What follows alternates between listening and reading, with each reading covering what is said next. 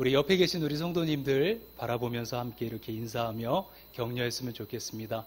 우리 낮아짐의 은혜를 경험합시다. 함께 인사하겠습니다. 아멘. 오늘도 주님이 주시는 귀한 은혜를 우리가 경험하며 또 소망하며 나갈 수 있기를 주님의 이름으로 축원합니다. 최고의 실력으로 이 의대를 졸업한 이 두 명의 수련의가 있었습니다. 이 하루는 이 두 사람이 병원 복도를 걷고 있는데 이 복도 저편에서 한 사람이 매우 고통스러운 표정으로 이 허리를 숙이고 엉거주춤 걸어오고 있었습니다. 이것을 본 사람이 자신 있게 이야기를 합니다. 분명 저 사람은 류마티스 관절염 환자야. 그러자 다른 사람이 이 친구의 말을 부정하며 이렇게 이야기합니다. 천만에 저 사람은 디스크 환자가 틀림없어. 그리고 나서 두 사람은 서로 자신의 판단이 옳다고 옥신각신했습니다. 그때 그 남자가 가까이 다가오더니 아주 힘겹게 물었습니다. 저 지금 몹시 급한데 화장실이 어디죠? 예, 좀 썰렁합니다. 네. 이 이야기는 우리 자신들이 갖고 있는 지식의 한계, 판단력의 한계를 잘 보여주는 이 단편적인 이야기다 볼 수 있습니다. 세계적인 물리학자 스티븐 호킹 박사가 우주는 신의 창조가 아니라 중력의 법칙으로 만들어졌다. 이렇게 이야기를 한 적이 있습니다. 그래서 학계와 종교계에 큰 파장을 일으켰습니다. 특히 이 종교계의 많은 반발을 사게 됐죠. 저명한 학자의 이 주장이지만 이것은 결국 자기 한계를 모르는 인간의 어리석음과 교만의 상징이다라고 생각할 수 있습니다. 심리상담가이고 정신과 의사인 스카 팩이라는 분이 그의 책 거짓의 사람들에서 이 사단의 심리적 핵심을 나르시시즘이라고 이야기를 했습니다.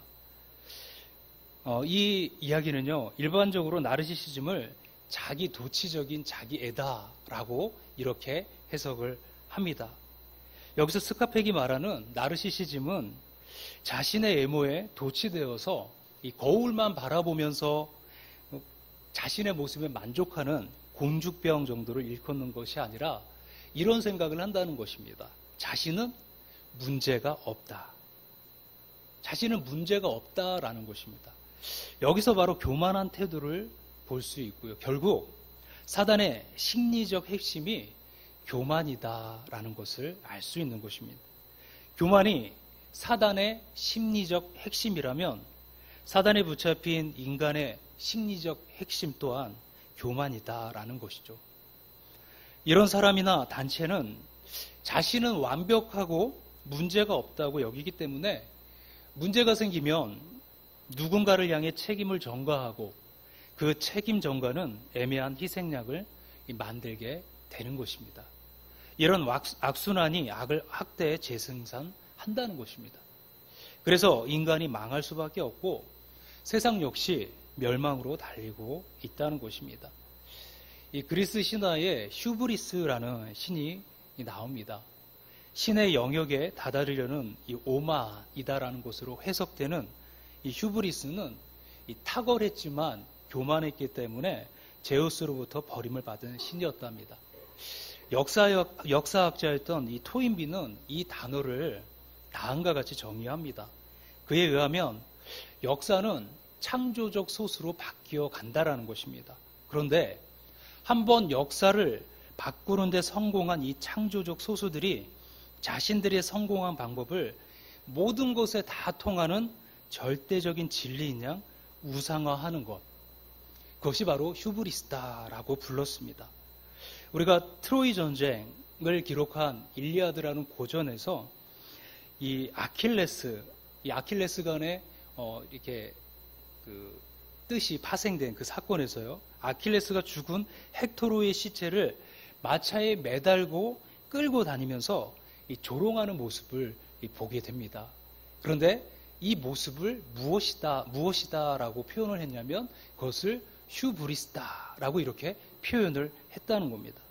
그러니까 더 이상 자신을 상대할 경쟁자가 없다. 라는 것을 과시하는 그 태도를 휴브리스다라고 이야기를 한 것입니다.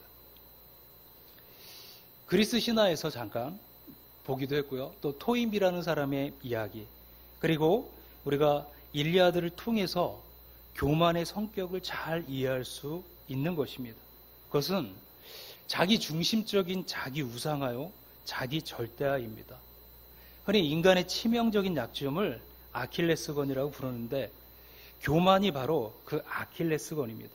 그래서 성경은 교만은 패망의 선봉이요 거만한 마음은 넘어짐의 앞잡이다 이렇게 말씀합니다.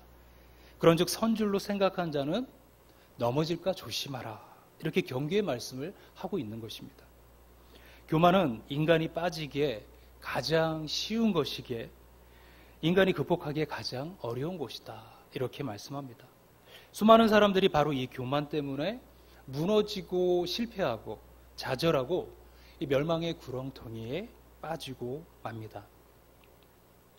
우리가 잘 알다시피 이 사도 바울은 많은 장점을 가진 사람입니다. 게다가 영적인 체험도 깊은 사람입니다. 역사학자 토인비의 지적대로 장점이 많고 체험이 깊은 사람은 자신의 그것들을 절대화시킬 가능성이 매우 큽니다. 특히 이것은 영적 체험을 기피한 신자들 사이에서 흔히 볼 수 있는 현상입니다. 바울 역시 사람이기에 이것으로부터 자유로울 수 없었습니다.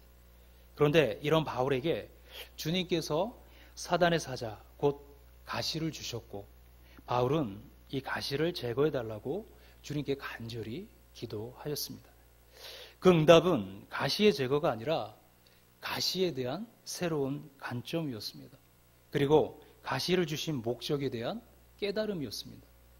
여러 계시를 받은 것이 지극히 크므로 너무 자고하지 않게 하시려고 내 육체의 가시, 곧 사단의 사자를 주셨으니 이는 나를 쳐서 너무 자고하지 않게 하려 하심이니라.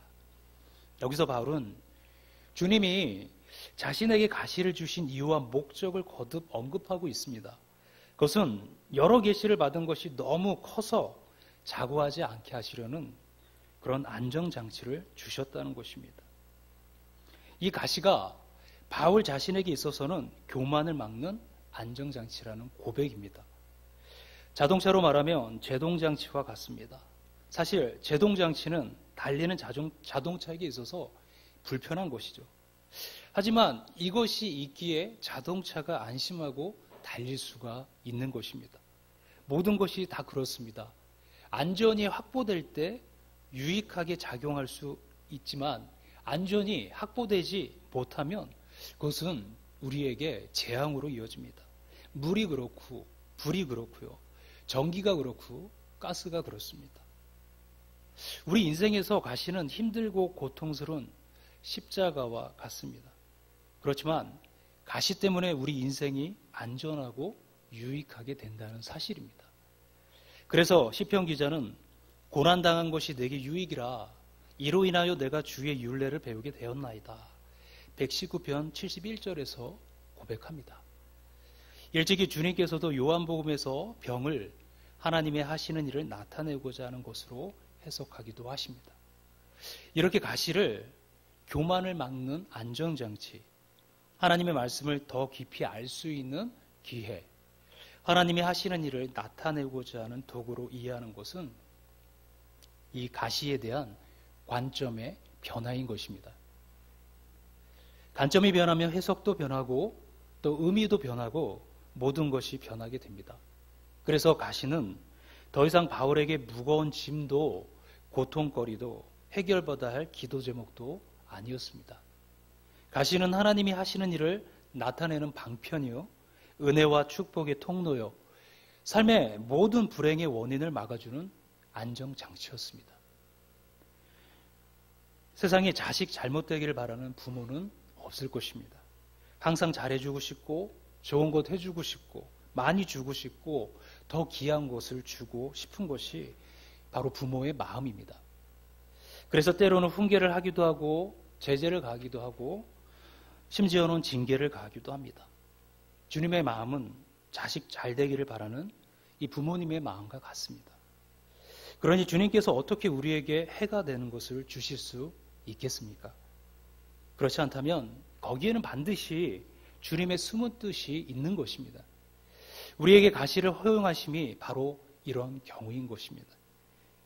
그리고 이 한 가지 사실만 우리가 굳게 믿는다면 우리의 삶은 주님이 주시는 평안이 떠나지 않는 것입니다. 교만은 모든 악의 뿌리입니다. 때문에 주님은 교만한 자를 물리치신다라고 하셨습니다. 반면에 주님은 겸손한 자에게 은혜를 주십니다. 낮은 땅에 물이 고이듯 낮추면 주님의 은혜와 복이 그 삶에 넘친다는 것입니다. 그런데 타락한 인간은 스스로 자기를 낮추지를 못합니다. 그것은 죄가 근본적으로 이 교만에 뿌리를 두고 있기 때문입니다. 그래서 하나님께 비상수단으로 우리에게 때때로 이 질병이라는 가시, 가난이라는 가시, 사고라는 가시, 실패라는 가시, 고독이라는 가시를 허락하셔서 억지로 낮추실 때가 있다는 것이죠. 이것은 바울의 고백처럼 우리의 교만을 막기 위한 방편인 것입니다.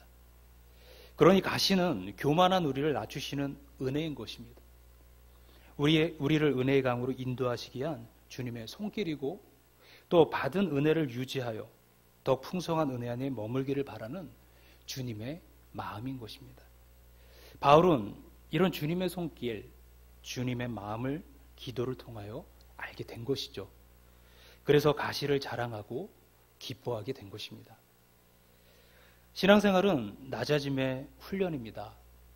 담이 낮을수록 정원의 풍경이 잘 보이는 것처럼 낮아질수록 주님의 음성이 잘 들리고 주님의 모습이 잘 보이고 주님의 은혜와 축복이 잘 임합니다. 그래서 때때로 주님께서 사람을 무너뜨리고 낮추실 때가 있습니다. 미국에 유명한 이 펜이라는 이 재벌이 있었습니다. 이 슈퍼마켓 2,000개를 운영했는데 이 55세 때 몽땅 망하고 말았습니다. 많은 재산을 잃고요. 모두 잃어버리고 그가 한 가지 얻은 것이 있는데 바로 주님과의 만남이었습니다. 그는 그의 자서전에서 이렇게 쓰고 있습니다. 내가 주님을 발견하기 전에는 내 능력으로 내 수완으로 땀 흘려 번 돈이니까 내 마음대로 쓰겠다고 교만하게 생각하고 재물을 사용했다. 그랬더니 결국 사업은 실패하고 모두 잃고 말았다. 그렇게 낮아져서야 나는 주님을 발견할 수 있었다. 그 이후 모든 것이 은혜요 주님의 것이니 그의 뜻대로 쓰겠노라고 겸손하게 항복하게 되었고 감사하게도 이후 삶이 회복되면서 성공한 삶을 살게 되었다. 엄청난 대가를 치르고 주님을 발견했지만 세상에서 가장 가치 있는 투자를 한 셈이니 감사할 뿐이다. 낮아지니까 주님이 보였고 주님을 만날 수 있었던 것입니다. 그리고 주님의 은혜로 재기에 성공해서 바로 대규모 백화점 체인을 만들어 백화점 왕이라는 이름을 얻게 되었습니다. 낮추심은 주님을 알게 하는 비결, 주님의 능력을 머물게 하는 비결, 형통의 비결, 참으로 능력 있는 삶의 비결인 것입니다. 오늘 우리 모든 성도님들이 때로는 우리에게 주시는 낮추시는 그 하나님의 일들을 통하여서 우리를 향한 주님의 마음, 그 은혜를 깨달을 수 있기를 소원합니다. 그리고 그 낮추시는 은혜를 깨달아 더욱더 주님 앞에 깊은 은혜 가운데 나가실 수 있기를 주님의 이름으로 축원합니다. 기도하겠습니다. 살아계신 주님 감사합니다. 우리의 삶 속에서 하나님 함께하여 주시고 동행하여 주실 때에 때로는 우리로 이해할 수 없는 모든 일들 속에서 오늘도 우리를 향한 주님의 마음이 떠나지 아니시고 오늘 우리와 함께하심을 우리로 확신케 하여 주시옵소서. 가시로 다가오는 것들이 주님의 은혜요 주님의 만지심임을 우리가 믿으면서 나갈 때 우리의 마음속에 세상이 알 수 없는 평안과 또 나아가서 기쁨을 허락하시고 주님 우리의 삶을 만져가시고 새롭게 하시고 믿음 안에 승리케 하심을 믿어 의심치 않게 하여 주시옵소서. 그러므로 주님 앞에 사도 바울과 같은 고백으로 주님께 감사와 영광을 돌리는 우리 모두 될 수 있도록 도와주시옵소서. 감사드리며 거룩하신 우리 주 예수님의 이름으로 기도합니다. 아멘.